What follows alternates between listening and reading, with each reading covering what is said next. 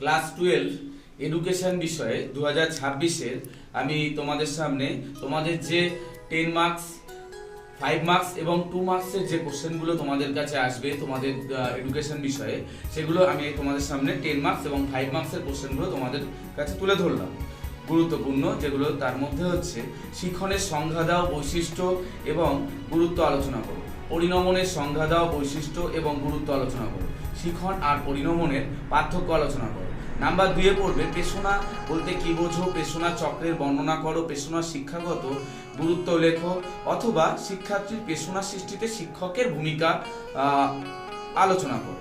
আচ্ছা, তারপরে 3 নম্বরে পড়বে আগ্রহ বলতে কি বোঝো, শিক্ষাক্ষেত্রে আগ্রহের গুরুত্ব আলোচনা করো। তারপরে পড়বে হচ্ছে আগ্রহের বৈশিষ্ট্য এবং শিক্ষণে আগ্রহের ভূমিকা আলোচনা করো। মনোযোগ বলতে কি বোঝো, মনোযোগের নির্ধারকগুলো সংক্ষেপে আলোচনা করো। আর শিক্ষণ কৌশল থেকে পড়বে স্পিয়ারম্যানের দ্বি উপাদান তত্ত্বটি ব্যাখ্যা করো, থার্স্টনের তোমার দলগত উপাদান তত্ত্বটি এবং শিক্ষাক্ষেত্রের গুরুত্ব, থর্নডাইকের শিক্ষণ সংক্রান্ত যে সূত্রগুলি সেগুলি লেখো। শিক্ষাক্ষেত্রের গুরুত্ব, থর্নডাইকের প্রচেষ্টা ও ভুল, শিক্ষণ বলতে কি বোঝো এবং সমস্যা সমাধান শিক্ষণের পর্যায়গুলি আলোচনা করো।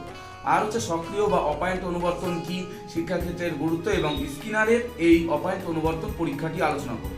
প্যাভলভের প্রাচীন অনুবর্তন আলোচনা করো, বৈশিষ্ট্য, গুরুত্ব, পরীক্ষা, এবং সর্বশেষে যেটা পড়বে সক্রিয় অনুবর্তন এবং প্রাচীন অনুবর্তনের পার্থক্যগুলি আলোচনা করো।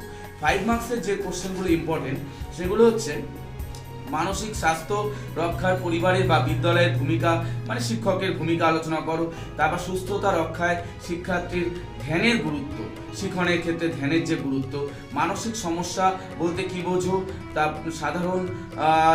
সাধারণত যে এর কারণ, মানসিক সমস্যার কারণ এবং তোমার প্রতিকার আলোচনা করো। সুস্থতার জন্য শিক্ষার্থীর কোন উপায় অবলম্বন করতে হবে, বিশ্ব স্বাস্থ্য বা WHO নির্ধারিত যে 10টি জীবন দক্ষতা সম্পর্কে আলোচনা করো। তারপর জীবনের কোন স্তরে জীবন কুশলতা শিক্ষা খুবই জরুরি। সৃজনমূলক চিন্তন বা শিক্ষা বলতে কি বোঝো। তারপর শিক্ষা প্রযুক্তির উদ্দেশ্য, পরিধি, তাৎপর্য পড়বে। তথ্য প্রযুক্তিতে শিক্ষার প্রযুক্তির ব্যবহার, কম্পিউটার কি শিক্ষকের বিকল্প হতে পারে, যুক্তি সহ ব্যাখ্যা করো।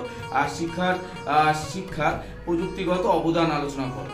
এগুলি তোমরা পড়ো, অবশ্যই তোমাদের আগামী দিন যে তোমাদের পরীক্ষা রয়েছে এডুকেশন বিষয় সেগুলো অবশ্যই আসবে।